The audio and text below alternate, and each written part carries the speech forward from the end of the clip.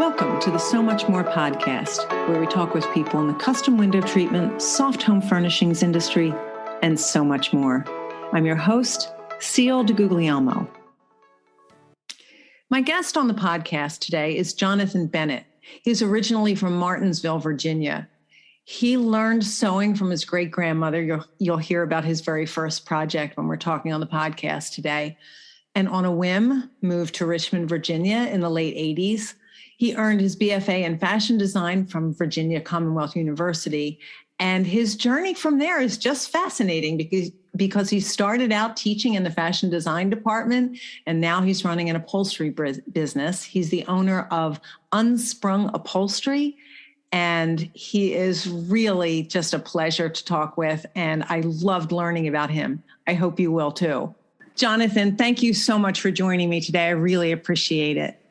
Thank you so much for having me. This is a real treat. It's a pleasure for me. And as I said to you before we started recording, you have a really wonderful group of people in the Richmond area, and several of the people from your WCAA chapter have already been on the podcast, and they all spoke of you so fondly that I thought, well, I guess it's time for me to talk to Jonathan. Not that I haven't seen and admired your work and your ethic from Facebook, but I thought it's definitely time to get to know you a little bit better. So thank you. I appreciate it. Well, thank you for having me. Why don't we start by having you tell us a little bit about who you are, what your business is, and what are some things that are important to you? Well, my name is Jonathan Bennett, and I own Unsprung Upholstery in Richmond, Virginia. And we're located over in Lakeside, which, if people don't know the area, it's just a small little old up-and-coming, again, area. Mm-hmm. We focus on residential reupholstery, commercial reupholstery, and custom builds, mostly for commercial purposes. Okay. And so we've been open it was 2 years this past August. Okay. And it has just been going nuts ever since. Okay. We're keeping up, but it's a lot. Yeah. It just keeps coming. It keeps coming. It keeps coming. And COVID's been terrible. It's a terrible thing. But it's been really wonderful for everyone that does things in the home and outside the home. Yes, I agree. So let's talk a little bit about how you got to this journey and this part of your journey. How did you get started? Well, it's a crazy journey. So I guess when I was about 14 years old, my great-grandmother was from the era where there was a lot of quilting and knitting and all that kind of home stuff. So I wanted a pair of shorts. They were called jams back in the early 80s. I remember them. Never forget it. They were $32. We weren't going to pay that for it. So she sends me down to the department store with my mom's credit card, and I bought them, brought them back to her house. She showed me how to take newspaper and make a pattern. And then I took the shorts back. I mean, that's just what you do in the industry, the fashion industry anyway. So we made a pair of shorts, and I still have this pair of shorts downstairs in a box somewhere. And I may still have them. Yeah, because I figure when I'm really famous and I open a museum, I can put them in the museum. Perfect. So that kind of got me the bug. And so when I moved to Richmond on a whim back in 89, a couple years after being here, I learned that Virginia Commonwealth University had a fashion design program. I thought, well, I can apply. I have nothing to lose. Mm-hmm. Well, I got right in. So I went through their program, which is absolutely wonderful and still is today. And then when I was about to graduate, I didn't want to go to New York, didn't want to go to LA, Atlanta. I'm from the country, from Martinsville, Virginia. I just needed to stay more local. Mm-hmm. So one of my favorite professors who has been a mentor to me up until today, I mean, she's fabulous. She says, give me a minute. So she comes right back with a name and a phone number of a lady that had a workroom about 20 minutes away.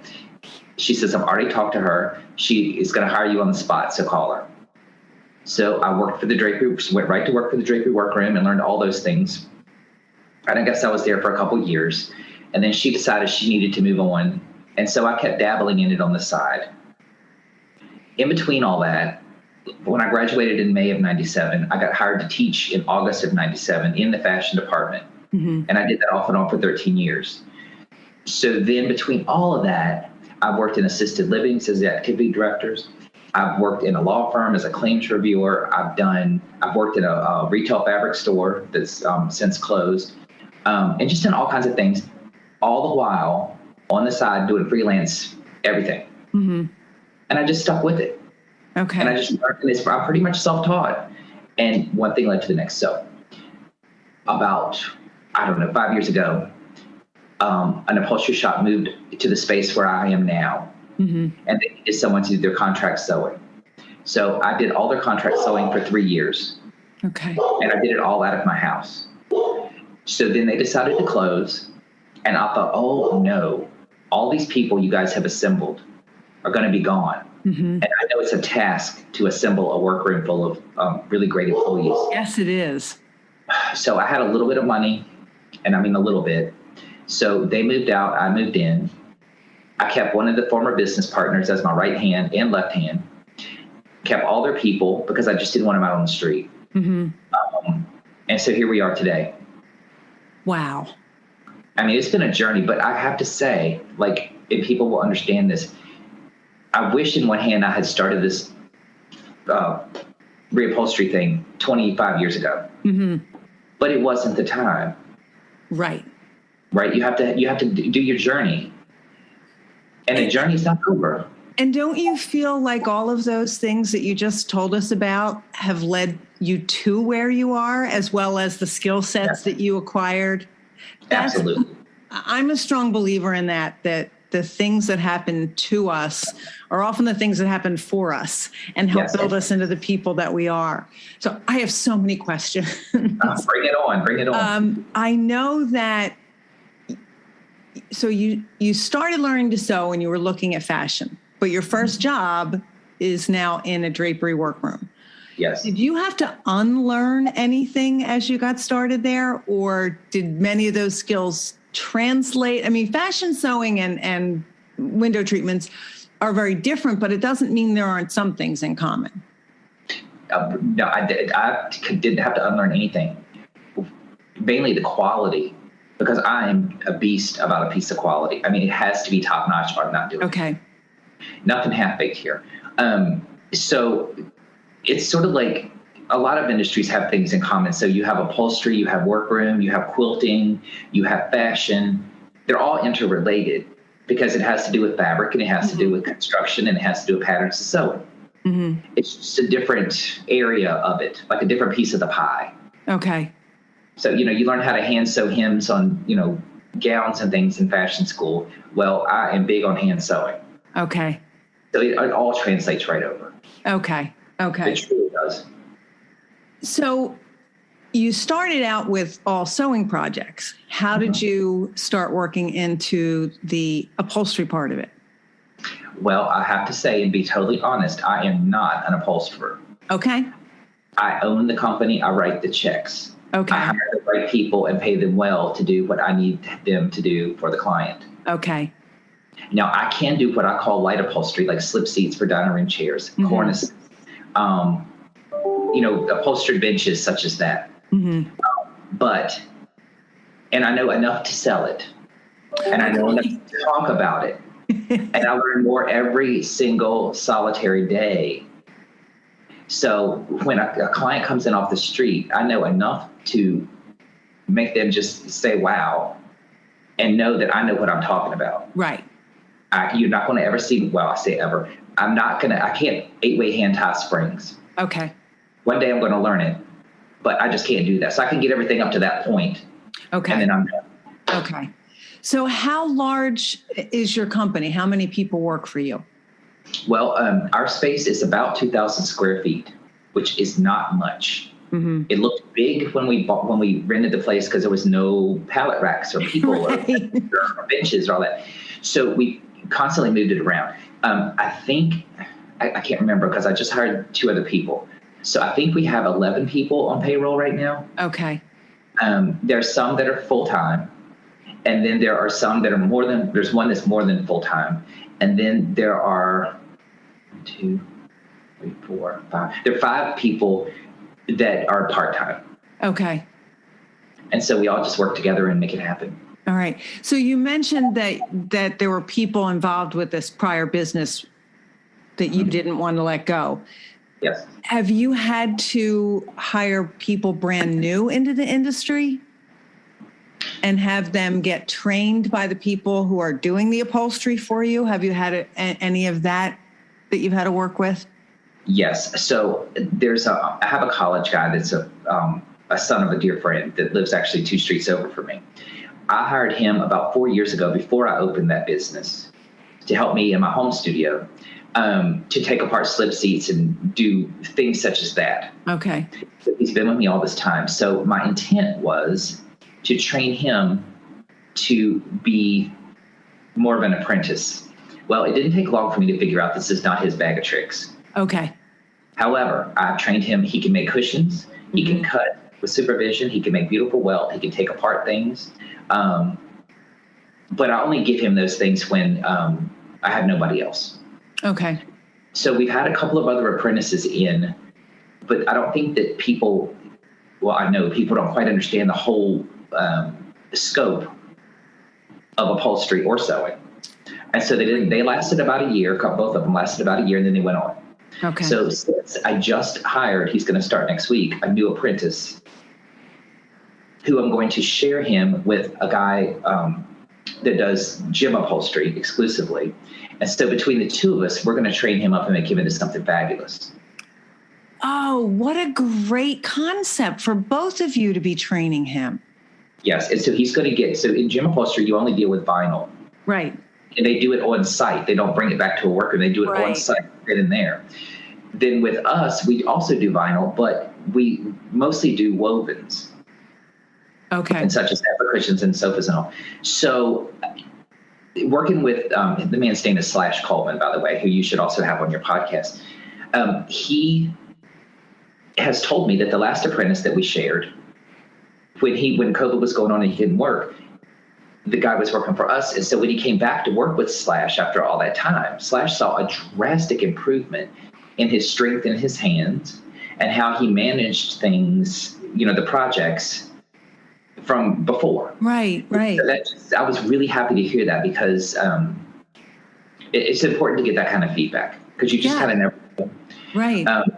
So this new guy that is going to start next week, he has a background in theater.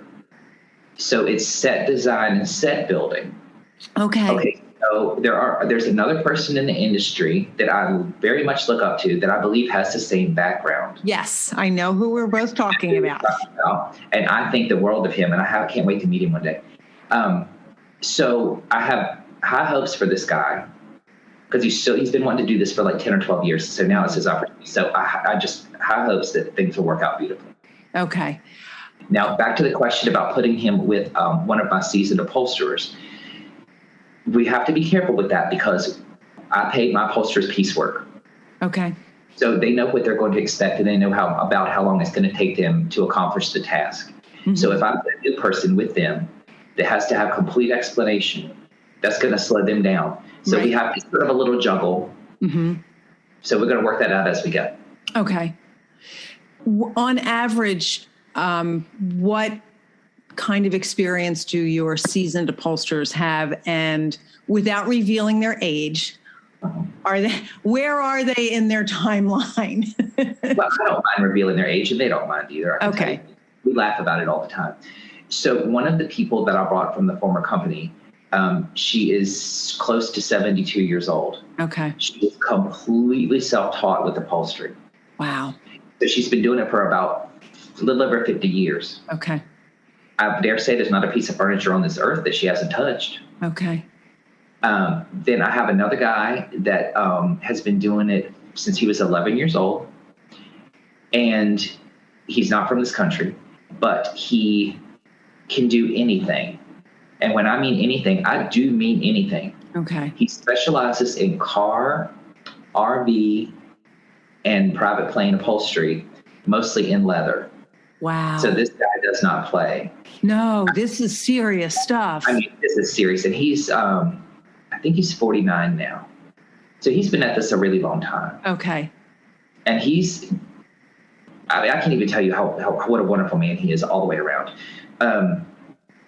And so they're my two main ones. And then I recently hired a guy that had retired for about 10 years because he has, in this industry, you get health problems like your back, your arms, your knees.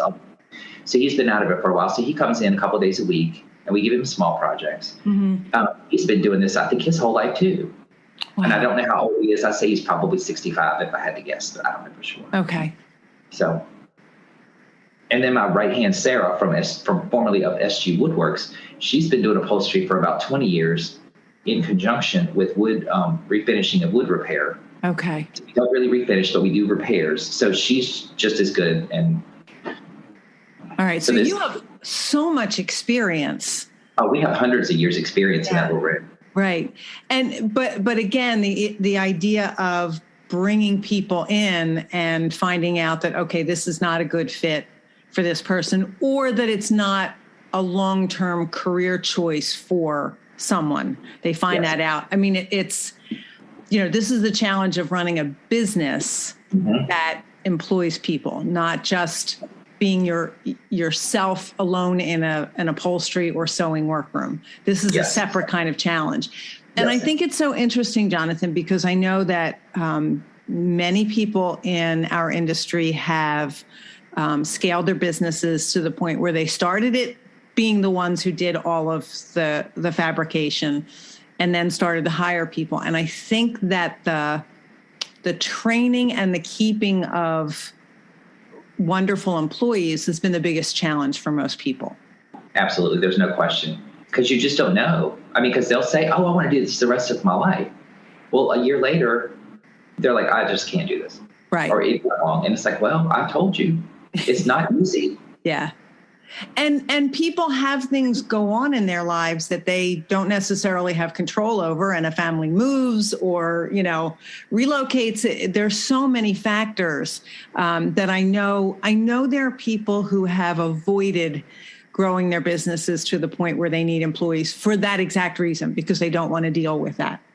Yes. And I'll also tell you, so, when you're younger, in college age, let's say, you don't need as much money to exist. Well, years later, when you're 35 or 40 years old and you say, I want to start a new career, I want to learn upholstery. Well, guess what? How is anybody supposed to pay a green person to do a task that they have no idea what they're doing, right, that you have to train them from the ground up and then hope for the best? So it's a really slippery slope as to how to go about it. But we try to be open and honest about it and say, this is what, and this is why, and this is when. We're going to be able to, get you in there to really, give you a lot of money. I'm curious. I know Cynthia Bliskacek refers to some of her classes for non-professional upholsterers as being for weekend warriors. Yes. Have you had much interest from people who have done a DIY project, maybe watched some videos and thought, oh, I can do this? Do you have people approach you about that? I mean, we both know, because we run our own businesses, it isn't exactly what it looks like when you do one slip seat or 4 for your dining room as it is to coming into a shop. But for many of us in this industry, that's how we got started. We did a few things for ourselves and said, oh, I could do this. So I'm curious if you have much of a response or many inquiries from people. Probably early on when we first opened, we got way more. But we've been mulling it around if we want to actually teach any type of class. And I'm an educator at heart, and I love to teach people things. But you have to go about it carefully, because you just do. We have to get paid for our relaying information to the people, for one. Absolutely. Because we can't do that for free. But the space constraint is a problem for us. Okay. And we just... and it would have to be a Saturday thing. And then, it's a lot to think about. And we have been considering it forever, but we're just not quite there yet. Okay. It would be a situation, in my opinion, where, okay, if I have 5 people that want to do slip seats, that's great. But if somebody A wants to do a slip seat and B wants to do a wing chair and C wants to do a 3-seater sofa in leather, you can't. No, you can't. Right. Everybody's going to be rowing the boat the same direction at the same time. Okay.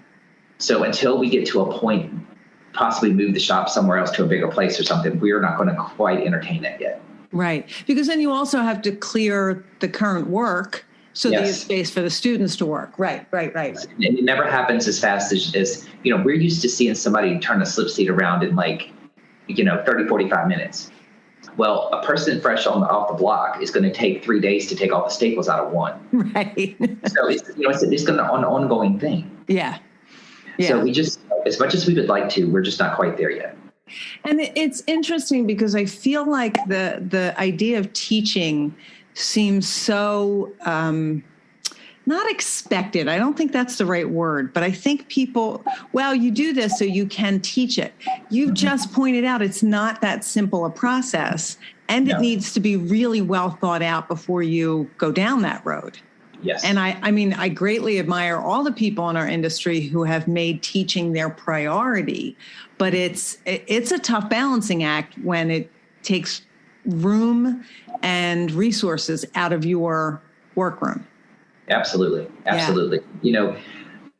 I don't know. And from being, around, that there are people that can do the work.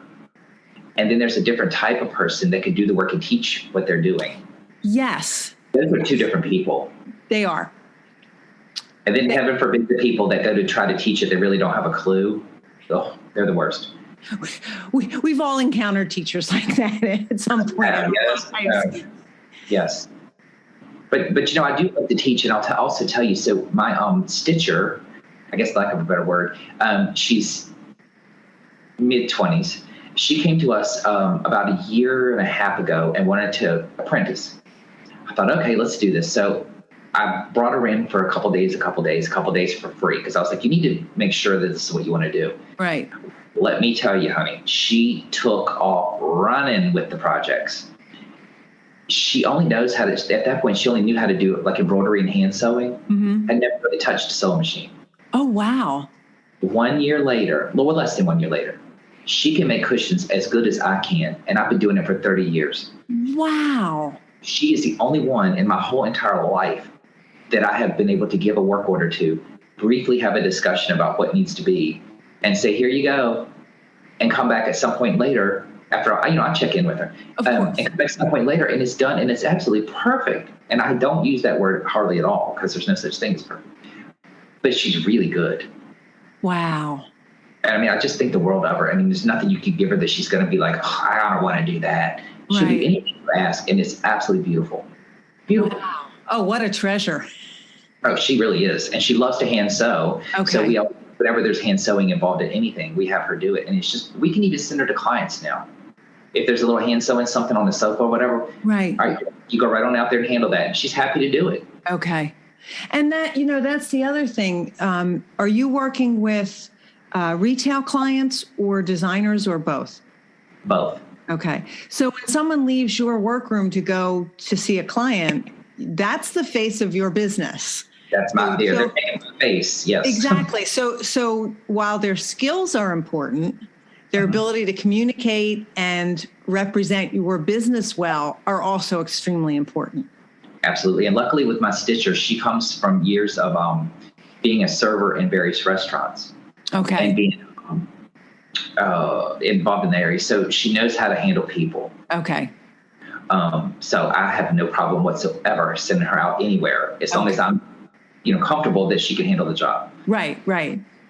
That's, Jonathan, I think that's one of the things that as a business owner always sort of terrified me in terms of hiring anyone. It is, can they interact with the people in my place and be the voice of the business? So I love that you have someone like that. I think that's fantastic.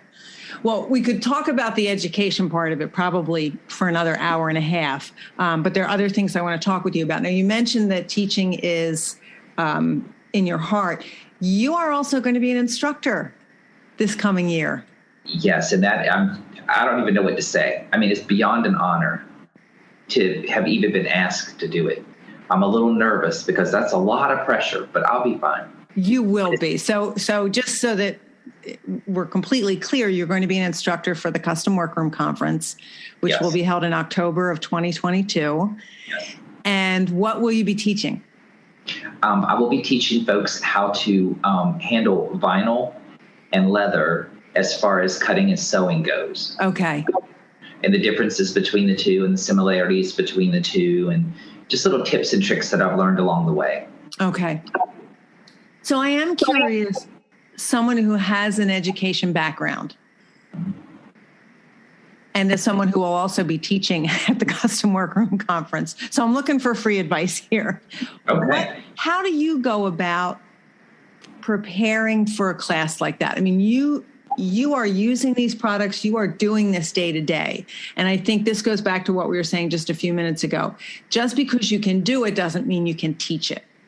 Yes. And I know sometimes when I'm in the middle of something, I think, oh, this would be a good thing to share with people because, and that's where I know, okay, I should be teaching because I think about those things. But how do you go about preparing in the midst of running a business, doing fabrication work, and everything else that you have to do? Well, I'll tell you, since we opened the business, I don't think I've had but maybe 2 days off during the week in the 2.5 years.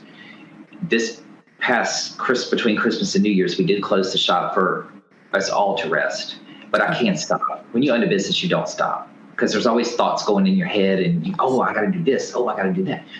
So my goal coming up soon is I'm going to start taking off Tuesdays to work from home.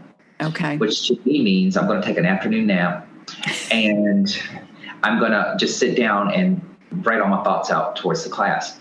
So when I start a class of any sort, I start with an outline. And I just make a huge, big outline, no order to it. I just jot down all my thoughts. And then I go back maybe the next day and look at it again and reorder it, knock some things out, add some things too. And when I feel like I have a really great comprehensive outline, then I go in and fill in all the blanks. Okay.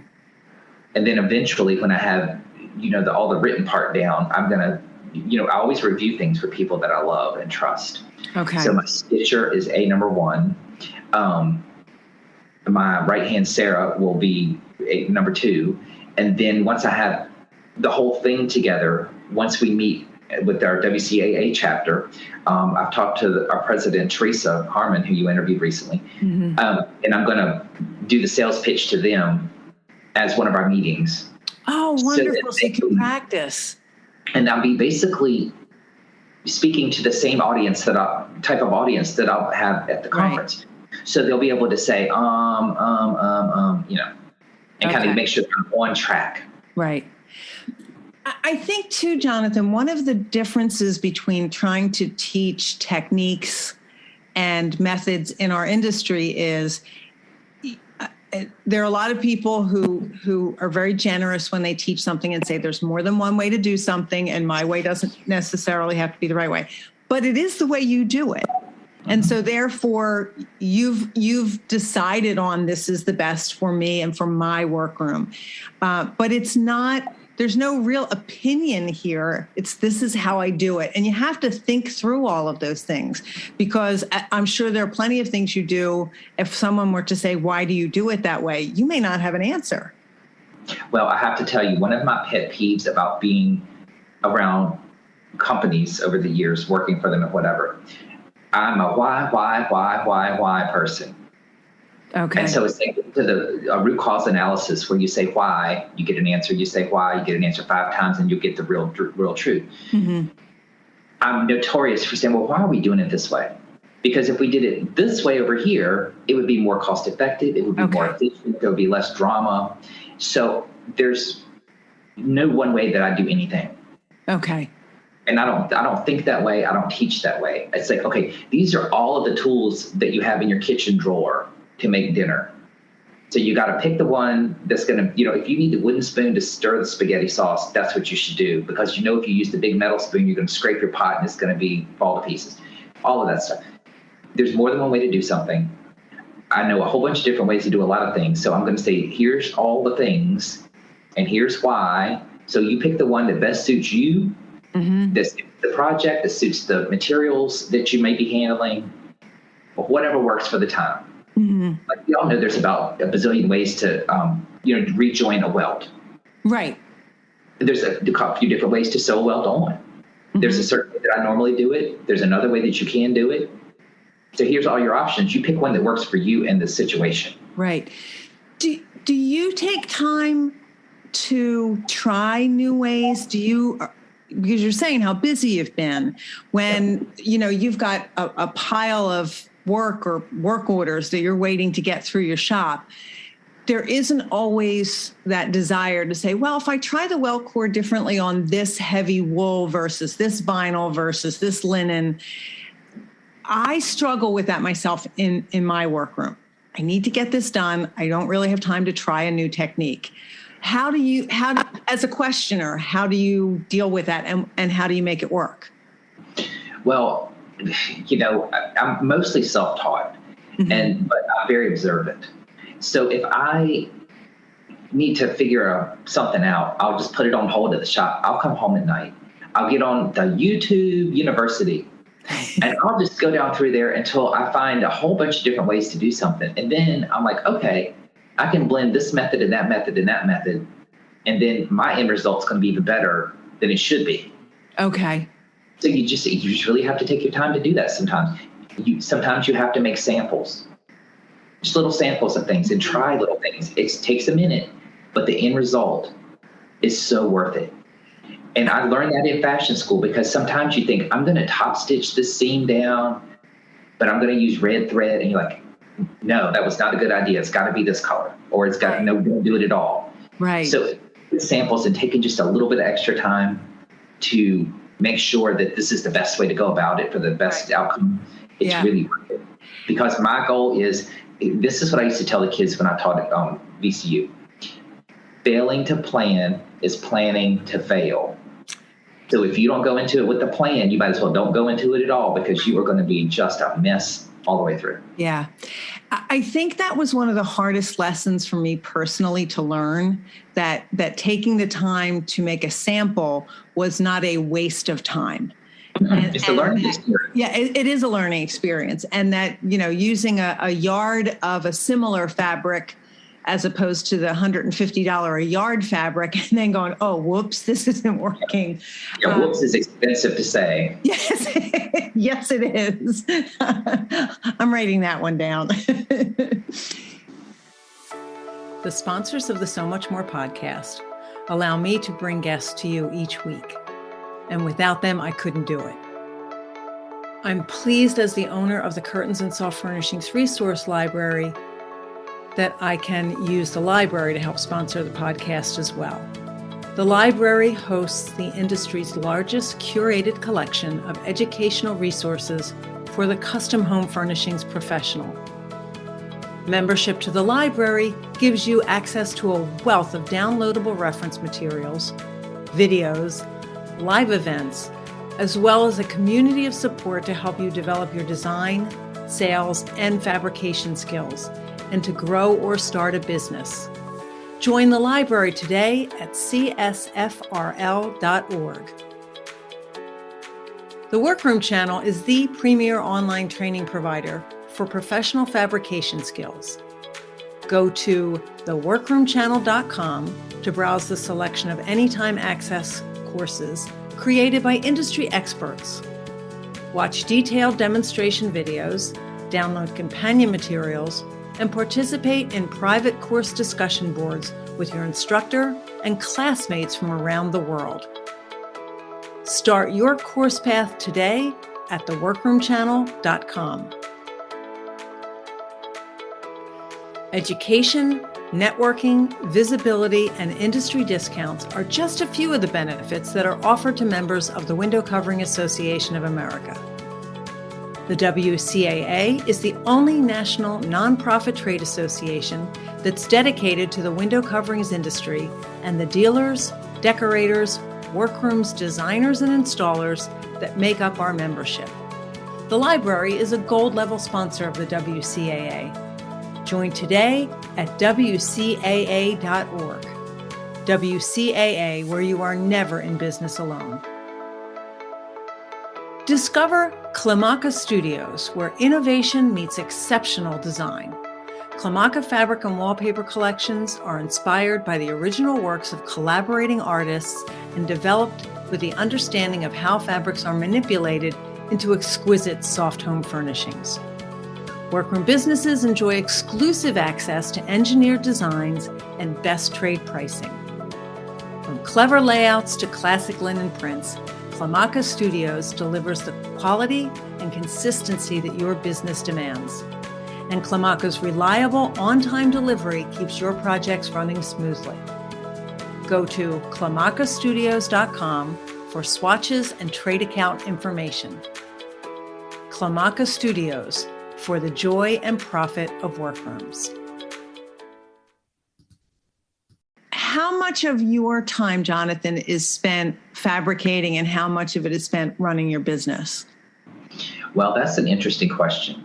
So in the beginning, when I first opened the shop, I was doing all of the cutting and the sewing for the cushions, the pillows, the skirts for things, and then the upholsterers would handle the rest of it. Well, I had to answer the phone. I had to, entertain clients when they came and went. Yeah. I had to do the payroll. I had to do everything. Lordy mercy. So a 45-minute box cushion for me would turn into a 3-day cushion. Yeah. And you can't make money that way. Right. So I just struggled through. I would bring work home because I have a little secret shop in my basement. It's my little private place that I just go with the radio on and I'm happy. Mm-hmm. I would bring work home and, get it to a point and take it back the next day and finish it, things like that. So at this point, I've learned, well, let me also back up. So I can also do slip covers, which I don't promote, and I don't do them currently because I don't have time. Mm-hmm. But your friend from college sent over our chair in January the 2nd of last year, and she didn't get that thing back until the end of July because I just couldn't get to it. Right. And I would work on it, and then I'd be interrupted. And then you go back and you get. So I try not to take on projects that I physically have to do. Okay. Anymore. I'm sort of in manager mode. Okay. So I can certainly do it, but I have assembled people, and that's what I pay them to do. Mm-hmm. And so I help them, I monitor them, and then at the end of the day, I'm mad because I want to be the one doing the sewing. Okay, that was my next question. So do you miss being the one who's fabricating? Yes, ma'am, I do. Okay. Because if I had it my way, all I would do was sit at that sewing machine all day long and sew cushions and pillows. They're my favorite things to make. Okay. But when you own a business of this magnitude anyway, you get far removed from that. Yeah. So it's not what you think it is. So when people try to turn a craft or something that they love to do for fun into a business, you better think long and hard about it because it ain't what you think it is. It isn't, and you don't get to continue doing what you started out loving, which is what created the business in the first place. Exactly. I think that that's been probably the biggest struggle within our industry because so many of us started because we had a skill or a talent for something. And if we really want it to be a viable business, we have to run it like a business. And that does sometimes mean we are not the ones who are doing the work that we created in the first place. Exactly. And I hate it, but that's just how it is. Yeah. But I know if the chips are down, I could do it. Okay. So do you make any time to do any sewing? You just mentioned your secret place that now everyone knows about, but I try to make time for little home projects or for friends or whatever. So I have a little front porch on our little rancher house, and every couple of years I change out the cushions, and I've now gone into a table skirt on a little table, and now we have a porch swing, so I decorate that thing up. Typically, that's my thing. Okay. But we were a little bit slow after the holidays, and so I had Natalie, our stitcher. I'm like, girl, you can do this. Well, she did the whole daggone front porch in 2 days. And how long would it have taken you to do? Probably a day. Okay. If there were no interruptions, I probably could have done the whole thing in a day. But I'm talking about in real life with the interruptions. With the interruptions, I probably wouldn't have started it yet. Okay. But, I've picked her up my way, and she does a fabulous job, and you would not be able to know whether I did it or she did it. Okay. That says a lot. Oh, she's wonderful. Wonderful. All right. So with all of that in mind, and that the reason that you started this particular part of the business, do you ever think about quitting? Whew. That's a hard question. And if you want me to be very honest about it, at least 2 or 3 times a week, okay, I think, oh my God, why did I do this? why didn't I just stay in my basement making pillows and cushions the rest of my life? Mm-hmm. And I really wish my boss would fire me. But sad to say, working out for you. It ain't working out. I have to, I have to get there every day. So, but there's good and bad in it, and it's not easy. No, it's not glamorous. There's no glamour to it, and so it is what it is. Mm-hmm. And I say my piece to Sarah, my right hand. We always discuss things and whatever to not get people stirred up. So we have our little meetings, and then we come back in and we smile. Yeah, and we keep going because I'm keeping people employed. We're all making beautiful things mm-hmm. and making people's homes just 10 times better than they were before. Right. So. Yeah, Jonathan, it's one of my favorite questions to ask because I get such different responses to it. And it also changes for people over time.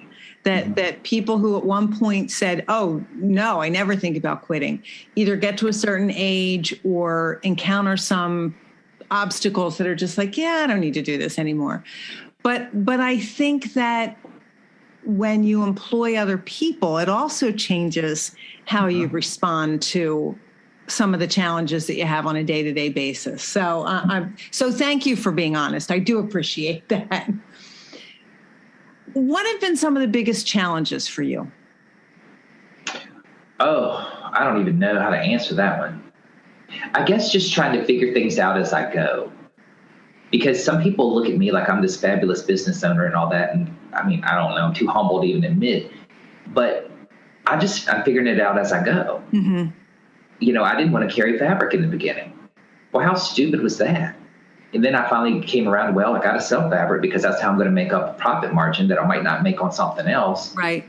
And I'm very thankful that we decided that I had help making that decision. And now we carry, sample books and we're trying to get more. And, mm-hmm. It's just, I'm just learning as I go. Okay.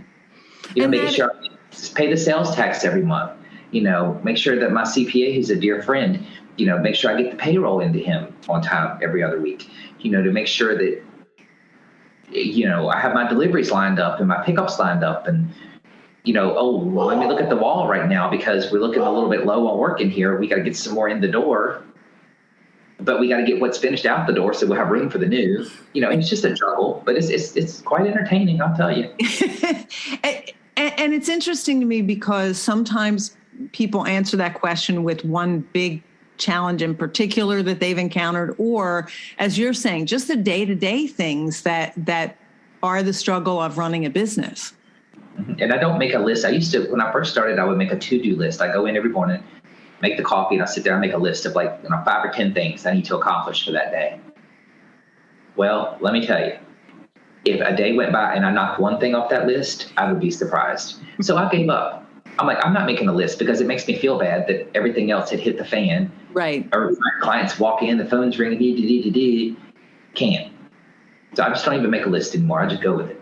Okay. Which is other people listen to this and being like, no. That's how I have to do it. That's why I find this so fascinating because we all find ways to make things work for us. And it's really no different than showing a technique of working with vinyl and having somebody from the back going, no, you don't do that. Okay, yeah, you don't.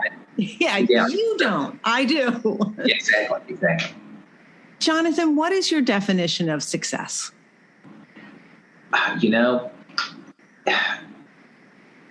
The best answer that I could give you is when we finish a project and we either install it or the client comes to pick it up and they absolutely walk in the door and we keep everything under a cover. So we do the big reveal just to chest.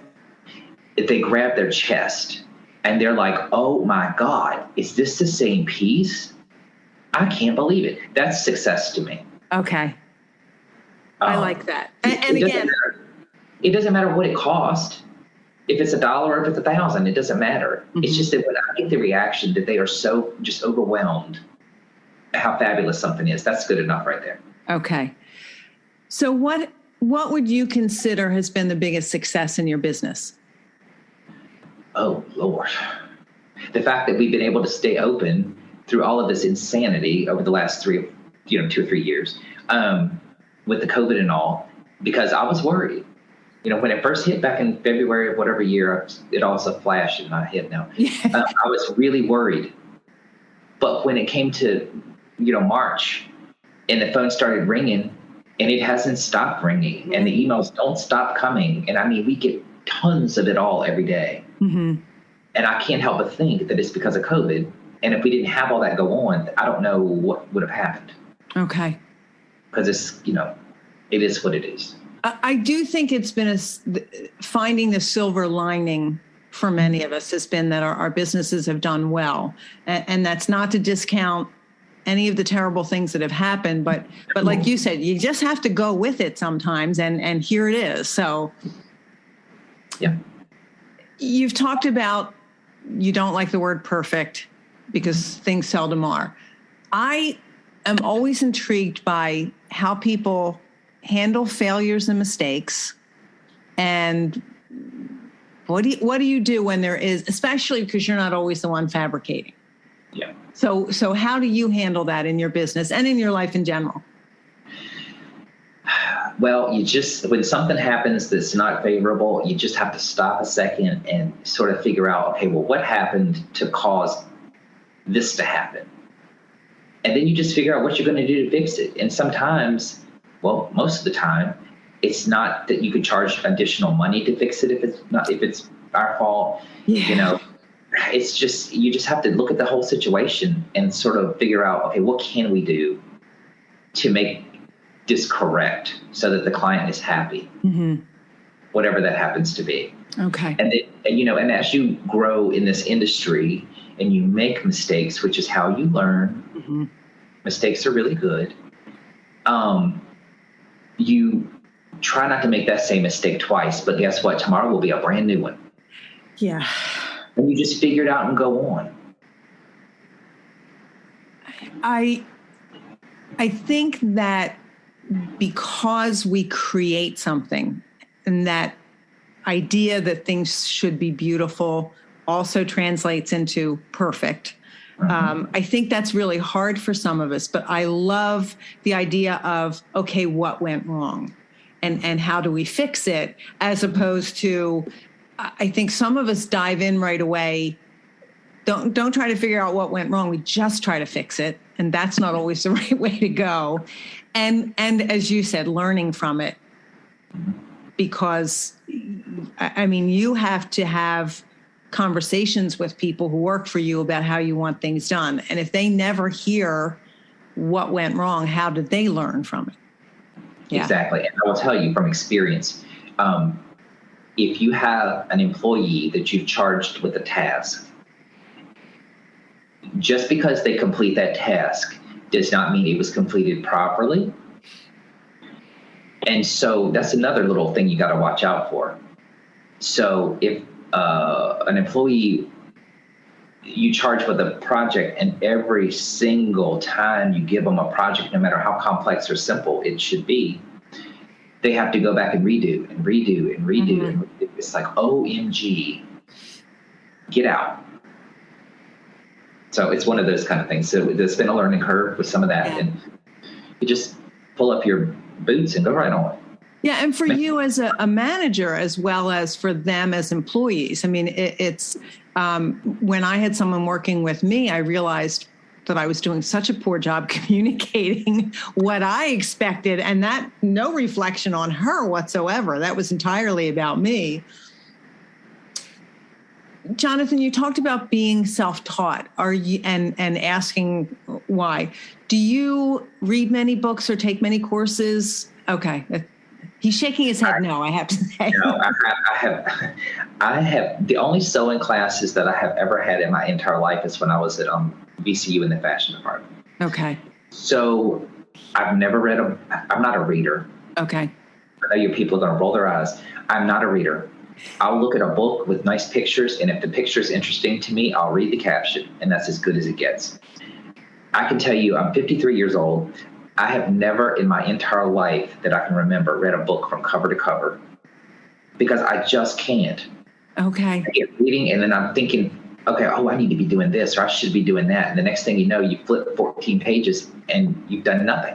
Mm-hmm. So I'm more of a hands-on kind of person. Okay. So back when I first started in the workroom business back in like 97, 98, with the workroom, she kept pressing me to do slip covers. said, girl, I don't want to do that. Oh, you can do it. You have a degree in fashion design. You drape on the dress form. It's the same thing. No, it's not. Yes, it is. So we went back and forth. So she said, she all of a sudden brought in a chair from a client. Here's the fabric. Do a slip cover. I don't care how long it takes. Well, I can tell you that little slipper chair with that uneven plaid and all that was involved in it and the gathered skirt took me about 3 weeks to do. Okay. Well, I will promise you that when it was all said and done, that all the plaids matched, everything was lined up and centered and whatever else, and they thought I had upholstered it. Okay. I'm completely self-taught with slip covers. Mm-hmm. And I can just do them just like it's nothing. Okay. Because it's just sort of like, it has to be in your soul. You can be taught, but if it's in your soul, mm-hmm. then you can do it. And Jonathan, I think it's important to have a conversation like that because there are a lot of us. I'm the kind of person who loves to read books and loves to learn that way. I also learn really well hands-on and, show me how to do that, then I'll do it, figure out, all of that. But I also think that it's important for people to see themselves in some of the leaders in our industry. I know there are people who might be listening to the podcast and, she always asks about reading books. I don't read books. I think it's important for people to be honest about things like that. If that's not your gig, then don't. I mean, there's so many things that you're good at. That should be the least of the things that you are concerned about. Absolutely. Absolutely. And a lot of people have a whole vast library of books, which is great. I have a few, but I don't know. I'm just a visual person and I've got to put my hands on it, my eyes on it and figure it out and maybe ask somebody questions if needed, but that's just not. Do you use much technology in your business? Technology is one of those things that's either good or bad. It's only good when it works. We use, Outlook for email. Mm-hmm. We all have cell phones, and that's about the extent of it. Well, we use QuickBooks as well for our accounting packages. Mm-hmm. I'm probably the most computer literate person in the building. Okay. So, I have to do a whole lot of that stuff. And so I've trained up a couple of them to do invoices in QuickBooks. But even that is wonkadoo, is I don't know what. So it's pretty much me. Okay. I wish that a couple other ones were a little bit more computer literate, but I don't know that it's going to happen. Mm-hmm. But it'll be okay. Okay. But we use, we have a web page, we have an Instagram account that I have to handle all of that. But it's all good. Okay. What would you say are the 3 items you could not live without in running your business? And whether it's shop related or running the business, it doesn't matter. I would say the cutting table, the good console walking foot machine, and a good pair of scissors. Okay. Otherwise, forget it. Yeah. and it's not a whole lot different between a drapery workroom and an upholstery workroom. I think scissors are probably Susan Woodcock and I have spoken about this. A pair of scissors and a needle and thread, and we can do almost anything. Oh, you can make sales on the Mayflower with that. I mean, for real. And I'm one of those people too with a scissor, like everybody else I would think in the industry. You got a pair of scissors that you cut fabric with. You got an older pair that you cut vinyl and harder things with. Mm-hmm. Then you have a crappy pair that you cut everything else with. Mm-hmm. You have a pair of hair scissors. You have, the whole thing. And don't mix them up because I will go slam off. I'm actually thinking it's January. It's time for me to send my scissors off to be sharpened again.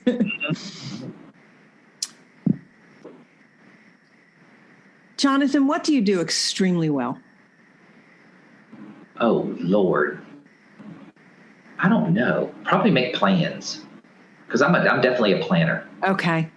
So I would say I probably make plans. Okay. That's good. I like that. What do you not do so well? Oh, probably deal with people. In what way? Dealing with people is difficult for me. Okay. In what way? Well, because I'm a very honest person. And I'm like this about it. If you want the truth, come and ask me.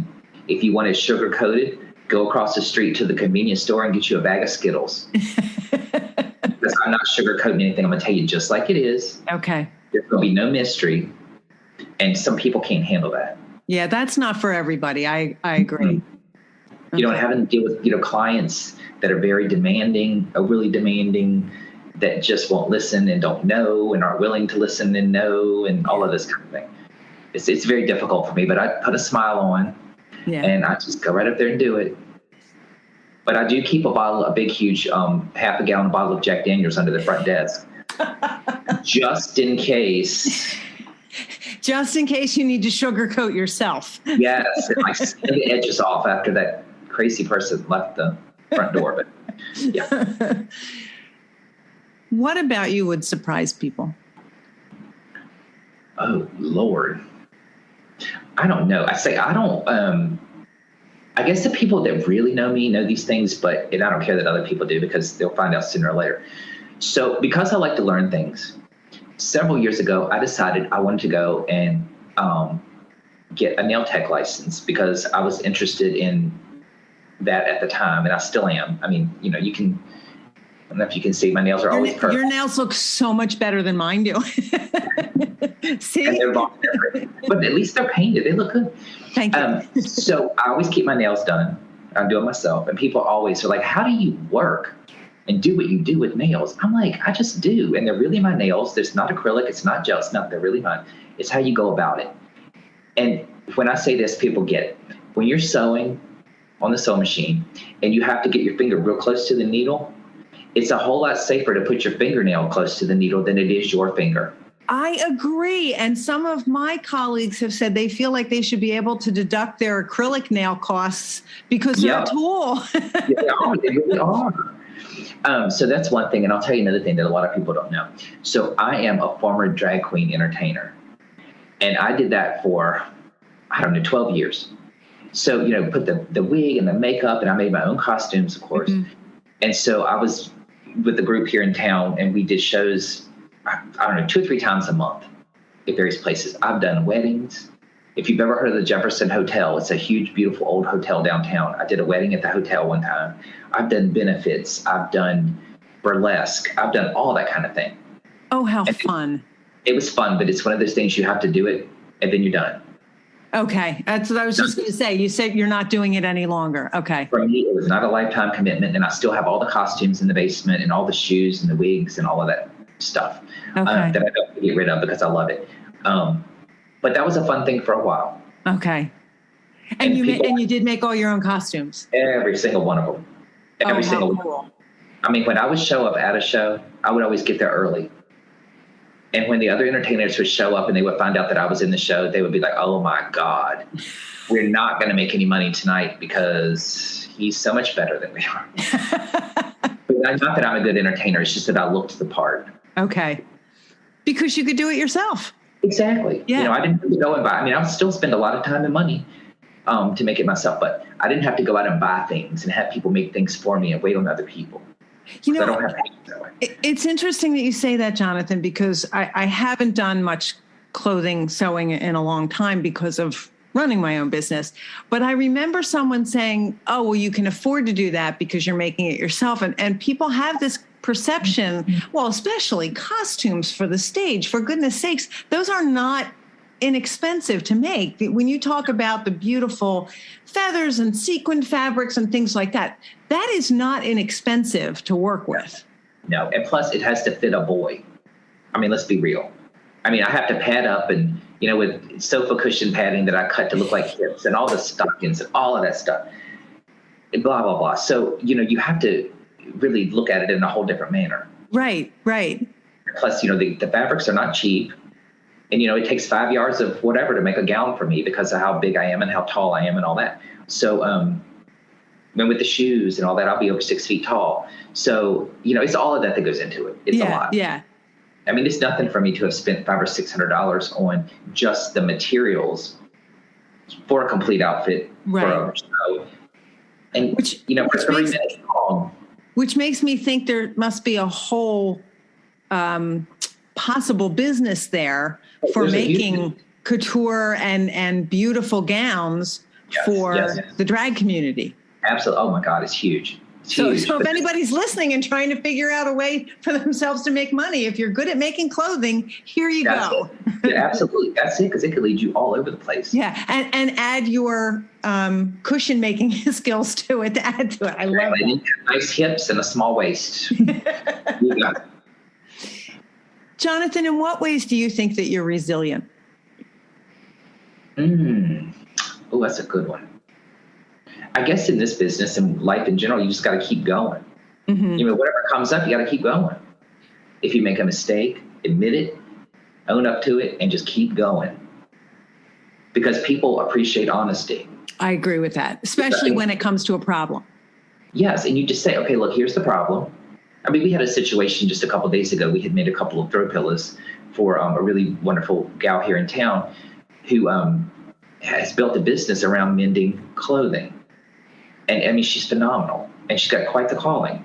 So she doesn't know how to sew the way we do. So we made her a couple pillows, I don't know, several months ago. Well, she called me and sent me a picture. It's somehow the fabric had split. I don't know. It was weird. Like, it's a chenille. It wasn't backed. It was like chenille on both sides. It wasn't backed. So when we sewed the zipper in, right on that stitch line, it completely just perforated. Yeah, I've seen that happen before. Like, dang, that's the first time I'd ever seen it. So I said, bring me the pillows and the extra fabric, and we'll fix it. So we fixed it, and we had to put in some interfacing and do some things like that just to make sure it's good. And I just told her, I'm like, girl, when you brought me those pillows, I could tell that you had been laying on them on the sofa. Those need to go in the 2 chairs we upholstered for you, and you need to find you some more durable pillows to put on the sofa to wallow on. And she was like, oh my God, I never thought about that. I'm like, well, it's the truth. And, you can do whatever you want. And if you want me to make you more pillows later, I certainly will. Right. To replace these that you're going to wear out. Right. But you just have to be honest and just, move forward. Okay.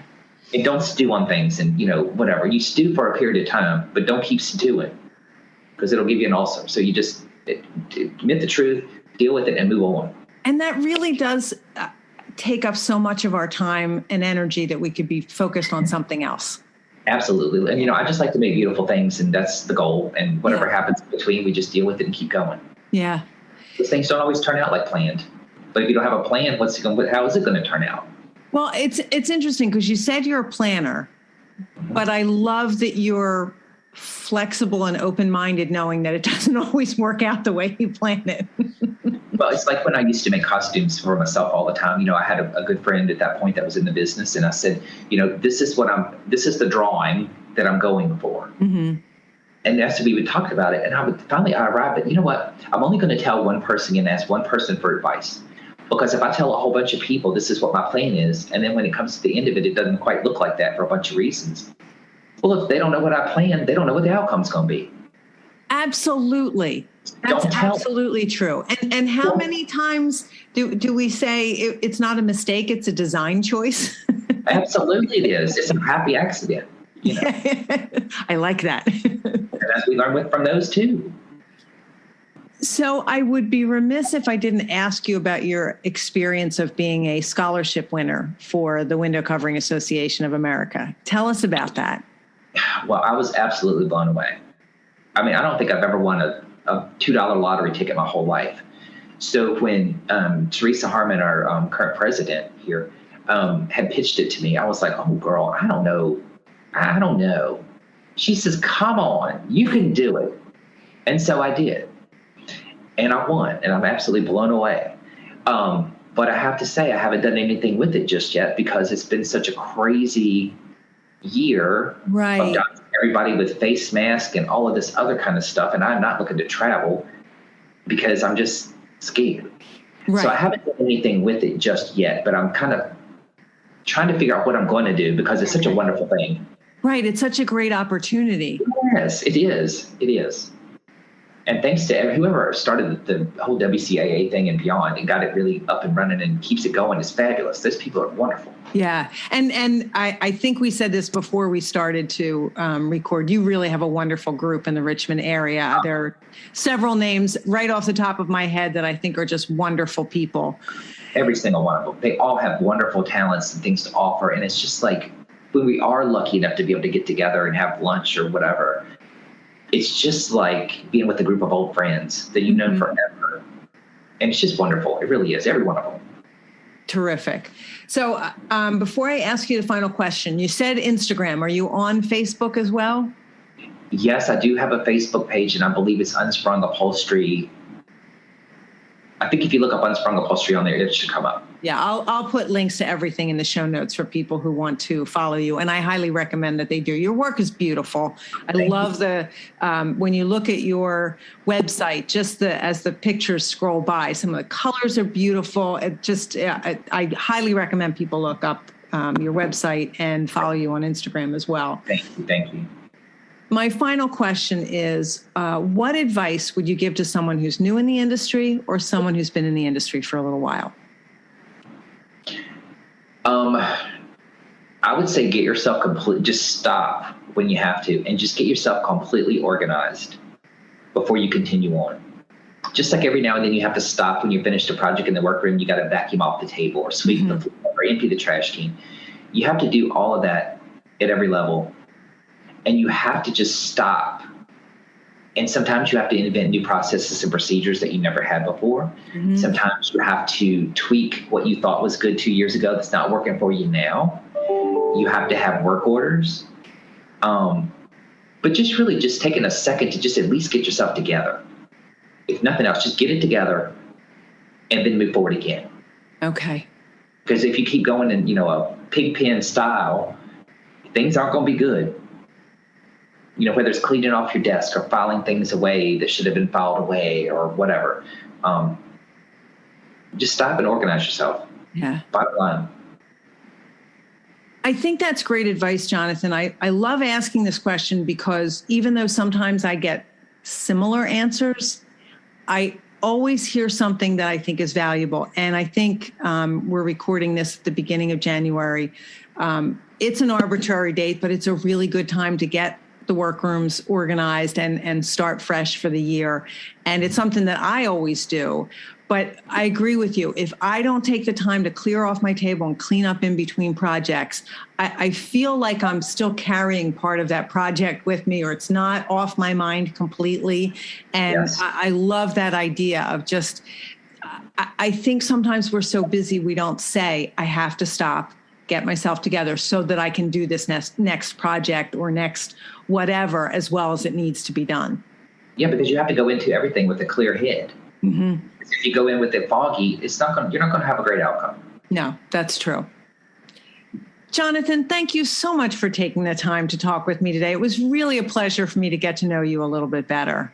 Well, thank you so much for having me. This is really wonderful. Thank you for all you do for the industry, because we couldn't do it without you. Oh, thank you. I appreciate that. I do hope you enjoyed hearing from Jonathan today. I love hearing about how different our businesses are. I know we have a lot of similarities, but I do love hearing Jonathan's story about seeing a business and retaining some of the employees and working from there. It's also a very different experience to run a business as opposed to being the person who's doing all of the work inside the business as well. So I really enjoyed getting to know Jonathan and hearing his story and his journey. I hope that you did too. Thank you so much for listening. I hope you have a great day.